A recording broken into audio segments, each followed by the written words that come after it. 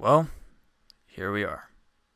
Arguably what I consider one of the most difficult reviews to do. Not so much because of the subject matter, but because of the baggage that just recently unfolded with the closure of Telltale Games. And it couldn't have happened at the worst time with the release of episode 2 of The Walking Dead, the final season, entitled Suffer the Children. I feel like we're the ones actually suffering.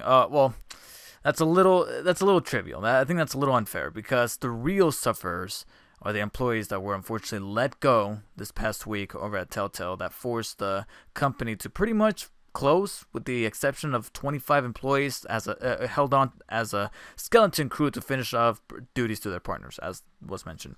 And I do have a video coming up that details not only the things that went down at Telltale, but also pays a little bit tribute to those that were let go and the talent that they brought to the team and also what they created over the past few years. But that's going to be a separate video as a tribute to those folks. Here, I'm going to try my best to not let that amount of drama and conflict that was happening behind the scenes over at Telltale Games affect my overall review of episode 2 of The Walking Dead, the final frontier, the final season that proceeded after the shocking twist of events at the end of episode 1, which I will fully disclose here because there's really not a whole really practical way to review episode 2 or any preceding episodes that would have followed without delving into spoilers, because that's kind of what episode 1 was all about. My initial impressions, how the gameplay worked, how the decisions kind of played out, and also the visual and audio aesthetic of the entire season as that first episode is designed to give you all those first impressions. And I think that was really easy to do, to tackle all those subjects without delving into spoilers. Now that we got that out of the way, I will warn you here, spoilers for episode 2 will follow, even though whoever put together that trailer to really promote episode 2 did not do a very good job at concealing spoilers, because there was a major one in that, and as hard as I tried to avoid that trailer, it was of course people posting goddamn thumbnails and titles on YouTube that kind of just gave it away for me. So some of the stuff that unfolded in episode 2 wasn't a huge surprise, but it was still interesting to see how the rest of the group, or at least the rest of the children inside the school, were going to receive Clementine and AJ after AJ putting down Marlon like a dog at the end of the last episode. And I really wanted this episode to pick up at those moments where I felt like, holy shit, there's no way to kind of move on from this without there being some tension or some conflict. And at first I was a little trepidatious because it looked like there was a time jump, but then I loved the skipping back and forth, showing how AJ and Clementine were coming to terms with the whole ordeal, while at the same time tensions being super ultra level high that you could cut it with a knife right there moments after Marlon was killed, bullet right through the head. And that's essentially the overall theme of episode 2, was coming back from those repercussions. And also the biggest focus point of episode 2 of you playing as Clementine is how you're going to influence AJ. I was about to say MJ. I've been playing a little bit too much Spider-Man, but AJ, and how he's going to view the world, because you can tell that in some way, shape, or form, you're stemming something here with AJ. AJ could kind of be used as a symbol for where the future is going to go through, especially since he does have a line towards the back end of the episode where he says that he was not given the opportunity to see how the world was before the outbreak. Clem and almost all those other kids right there that are about to hit their 20s, they to some extent knew how the world played out back then. AJ didn't. AJ was born into it. So Clementine's perception of the world is essentially going to be the molded perception of AJ from that point forward. So every time you told him to make amends with another character, or to how to fix things after he brutally killed someone, and whether or not you should come to terms with that was the biggest theme of the episode. And I think that was one of the most captivating parts of the episode that I really appreciated. With that said, did have its moments of slowing down where I'm like, okay, this kind of reminded me of episode 1. We were talking a little bit, but because now there was that over lingering tense narrative of AJ having killed somebody within the group, and then everybody putting to a vote whether or not Clem and AJ should stay, or their whole ordeal inside of the woods and how exactly they managed to come back. That whole entire thing was just a little bit more interesting this time around, hearing them talk, than there was in the first time, because in the first time there wasn't that level of tension. So I'm like, alright, now this is the part where you truly do talk. Speaking of that time that AJ and Clementine did get kicked out momentarily into the woods, that's where the much needed spin on this new season gets thrown in, with two particular individuals entering Clementine's life. One of them is actually re-entering her life, and is the one that I was really hoping they would keep from the trailers and they would keep from the promotional material as best as possible, but they just had to put it out there. And then little by little, as more and more folks played this when it did come out on the 25th, that's when my YouTube needs to fucking fix their recommended page, because I can't have spoilers in my recommended page, and yet it just keeps on being flushed and filtered right towards me, even though I swear to God I didn't watch anything Walking Dead related or Walking Dead Telltale related. I didn't.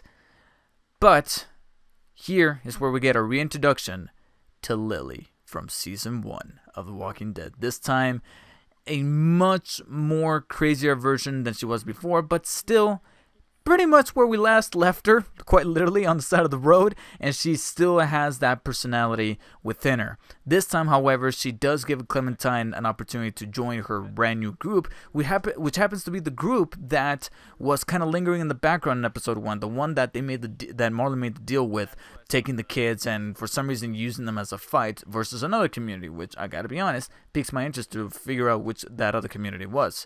Granted, a interest that will probably not be satiated anytime soon. More on that later. But for now, Lily comes back into the picture. And what's also really cool about Lily is that it gives this final season that much needed tie-in to season 1. Not only because you got a character that came back from season 1, but also what's cool is that not only with her first encounter with Clementine, but then her re-encounter at the very end when finally those group of raiders take the fight over to school, they bring up interesting points, not only about how Clementine was brought up, but also bringing back the whole notion of Lee raising her. It's almost like Lee was kind of there in seasons 2 and 3, just not not physically, but spiritually he was. And Clementine was able to take his teachings into account, and how this is pretty much what separated her from becoming another person like Lily. And it's, again, that nice tie-in that was really needed in a final season of The Walking Dead, and that is a very cool and sublime tie-in to season 1, not only with a past character, but also bringing back the huge impact that Lee had on Clementine, and he eventually had on us. The second character is actually the one you see right behind me here, James, who is a little unorthodox, but it was really a cool concept to have a character who's wearing a walker mask, Texas Chainsaw Massacre style, and he's the one to kind of give Clementine and AJ a helping hand, especially after AJ got injured. And this is an interesting character. We'll love to see more of him. That remains to be seen, or is actually left up in the air, whether or not it's going to come down upon us. Only time will tell, but his effect in the episode, interesting. The one takeaway that we can definitely kind of analyze and pick apart is his mentioning of the Whisperers. Of course, the Whisperers are from the comics, and a lot of people are saying they're going to be the main antagonists in Season 9 of The Walking Dead when that comes about, and I don't even know if I'm going to tune in to really bother with it. But it would have been neat to see what Telltale's approach to the Whispers were, especially since this dude, he kind of talks in some broken English, but at the same time kind of doesn't. He's almost like he's whispering every line himself, but that's not necessarily a bad thing. I'm not complaining about it. He just piques my interest. And it's cool how he kind of uses the walkers in a neat way where he literally herds them and uses them to his aid. The only thing that has me a little bit nervous, if there were to be more episodes and he was going to become a little bit more involved, was that he was going to be another, I don't know who to think, another Herschel from The Walking Dead, the comic and the show, where he thought that the walkers were still living people and we must not hurt them. He had that moment where he told Clementine to distract him with the rock. I'm like, if you do some shit that puts me and AJ in jeopardy, you're out. But once James helps them out, Clem and AJ are back at the school, and that's where they're able to fortify the defenses, both physically with the school and also emotionally and spiritually with each other, so that now you have a much more stronger team. That's where you develop your bonds, so that way when the shit hits the fan at the end, that's when certain characters, whether they stay or go, that's where your real sense of peril and emotional investment kind of comes into play the way Telltale knows how. Granted, one of them did make a stupid decision in the form of Mitch just running up to Lily and Lily stabbing him.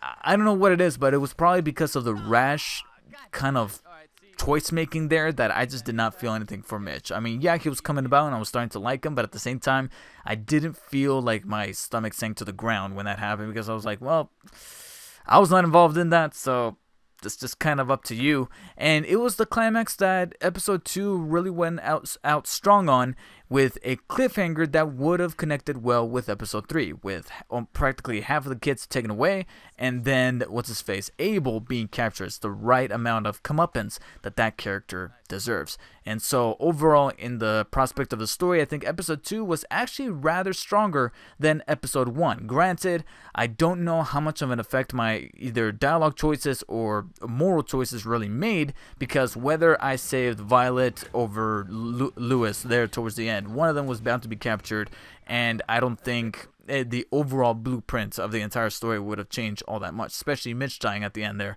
That would have happened regardless. And so it is kind of feeding into that complaint that some folks have had, where it's like, oh, well, the formula of Telltale is getting kind of repetitive. Some would argue that maybe that had an effect as to why sales did not meet expectations, and now we are where we are. But at least it's still a captivating story that I think this episode kind of told it a little better than episode 1 did. Now, on the technical side of things with this game, not much was really different from episode 1, so I can't really comment on too much. The visual aesthetics are still there. There's still that really neat design that utilizes shadow to its advantage that I really like. And of course, the voice acting all across the board was pretty great.